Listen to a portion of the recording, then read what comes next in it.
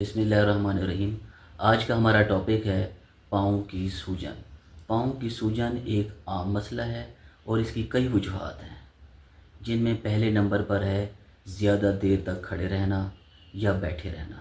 زیادہ دیر کھڑے رہنے یا بیٹھے رہنے سے پاؤں کی رگوں میں خون رکنے لگتا ہے اور جس کی وجہ سے سوجن ہونے لگتی ہے۔ نمبر 2، دل کی بیماری۔ دل کی بیماری میں بھی دل کمزور ہو جاتا ہے، ٹھیک سے خون کو پمپ نہیں کر پاتا، جس کی وجہ سے پاؤں اور ٹانگوں میں پانی بھرنے لگتا ہے، تو ایک وجہ یہ بھی ہے۔ نمبر 3، گردوں کی بیماری۔ گردوں کی بیماری میں بھی پانی جسم میں جمع ہونے لگتا ہے اور پاؤں ٹانگوں پر سوجن آ سکتی ہے۔ نمبر 4، جگر کی بیماری۔ جگر کی بھی ایک بیماری ہے جسے لیور سیروسس کہتے ہیں۔ لیور سیروسس میں جگر جو ہے وہ سکڑنے لگتا ہے اور جس میں البیومن ایک پروٹین ہے، اس کی کمی ہونے لگتی ہے اور اس کی کمی کی وجہ سے جسم میں پانی بھرنے لگتا ہے اور پاؤں ٹانگوں اور پیٹ میں بھی پانی بھرنے لگتا ہے۔ نمبر 5، رگوں کی بیماری، جیسا کہ varicose veins, deep when thrombosis.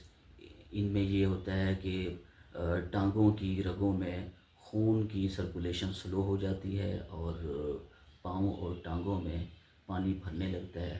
Number 6، pregnancy میں بھی عورتوں کو پریگنینسی کے آخری مہینوں میں جو ہے ہارمونل تبدیلیوں کی وجہ سے پاؤں پر سوجن آ جاتی ہے اور خاص طور پر جب وہ کچن میں کام کرتی ہیں اور زیادہ دیر کھڑی رہتی ہیں تو پاؤں پر سوجن آ جاتی ہے۔ نمبر 7، کچھ ادویات ہیں جو پاؤں اور ٹانگوں کی سوجن کا باعث بنتی ہیں، جیسا کہ بلڈ پریشر کی ادویات ہیں، ان میں ایملوڈیپین ہے اور کچھ شوگر کی بھی دوائیاں ہیں جن کی وجہ سے یہ پاؤں کی سوجن ہوتی ہے۔ اس کی اگر پاؤں کی سوجن ہو جائے تو اس کی احتیاط یہ ہے کہ پاؤں کو اونچا رکھیں، سوتے ہوئے پاؤں کے نیچے تکیہ رکھیں تاکہ خون کا جو بہاؤ ہے وہ اوپر کی طرف آئے۔ ہلکی پھلکی واک کریں تاکہ خون کا دورانیہ زیادہ ہونے کی وجہ سے بھی سوجن کم ہوتی ہے، اور پاؤں پر ٹھنڈے پانی کی پٹیاں کریں، اس سے بھی سوجن کم۔ نمک کا استعمال کم کریں کیونکہ زیادہ نمک کی مقدار بھی پانی کو جسم میں جمع کرتی ہے اور سوجن میں اضافہ ہوتا ہے۔